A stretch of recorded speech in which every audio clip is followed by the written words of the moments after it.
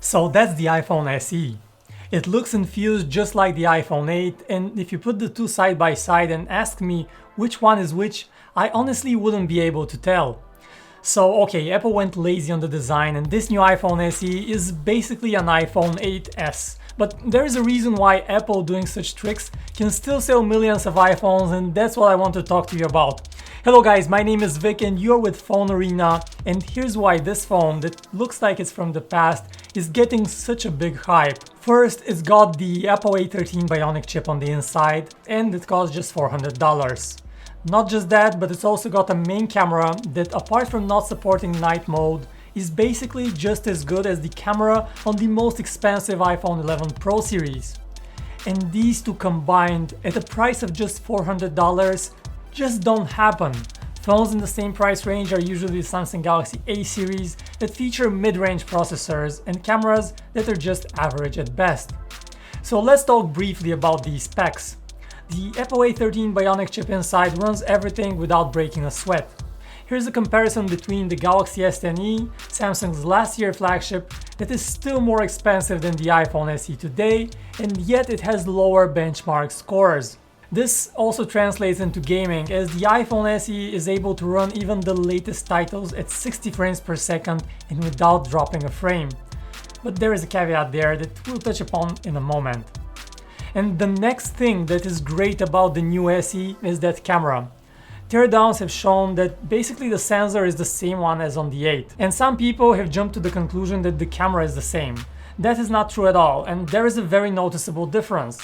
Take a look at this shot from the iPhone 8 and then compare it against the iPhone SE.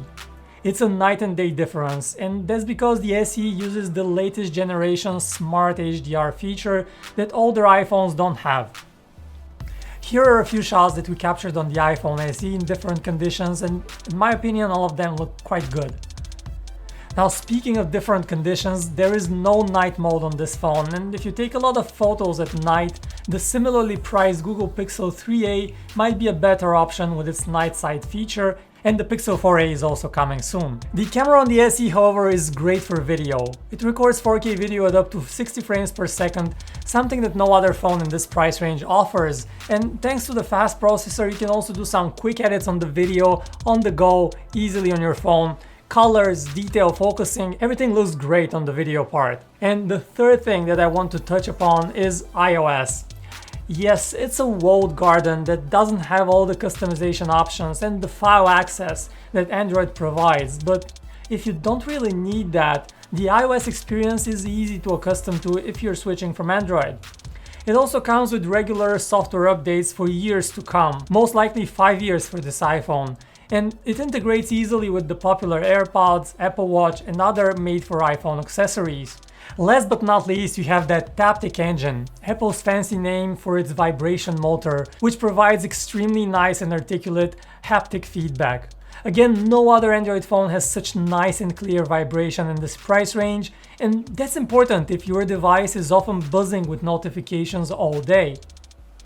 Okay, so far I have only mentioned the great things about this new iPhone SE, but it's not all roses. The biggest issue I have encountered while using it is that battery life is just not great at all. Now, this is not unexpected, as the SE features an extremely small 1821 mAh battery, while most other phones of a similar size these days have a battery of around 3000 mAh capacity and often even more. Now, I'm running our battery testing here at PhoneArena, and the iPhone SE has so far ranked as the phone with worst battery life this year. Take a look at these numbers. Now, if you're just using your phone to browse the web and do social media, battery life will be fine. Not great, but it will last you through the day on most occasions. However, if you're watching videos, or even worse, playing games, the iPhone SE battery melts like butter in the sun.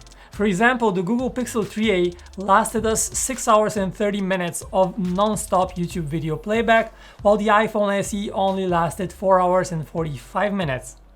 And the Samsung Galaxy A51, for example, another rival phone, lasted 8 hours and 36 minutes on this very same test, nearly twice as long as the iPhone SE. And even though the SE has the faster chip, What good is a fast chip if you cannot use it for long gaming sessions, for playing PUBG or even Minecraft? It drains the battery in no time. Okay, and then you have that super slow 5-watt charger in the box, another remnant of the past. It takes 2.5 hours to charge the phone, but thankfully the SE does support fast charging.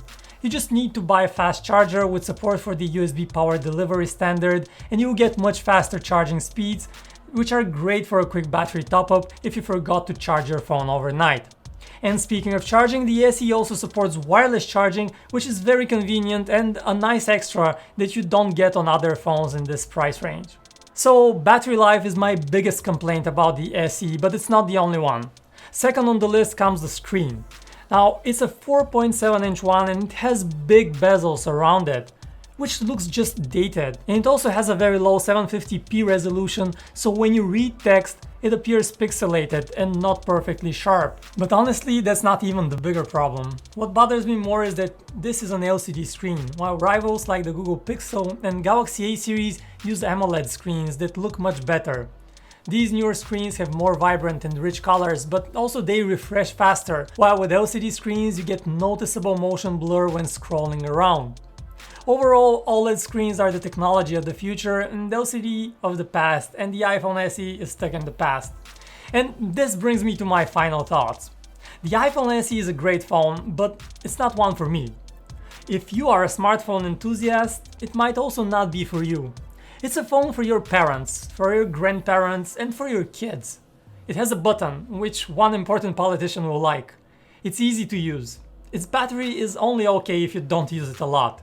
It's also got a small screen and there is no large screen option at all, so it's perfect if you want a phone to help you fight that smartphone addiction, which definitely is a real thing. And for all of that, it's perfect. It's also a super capable small camera.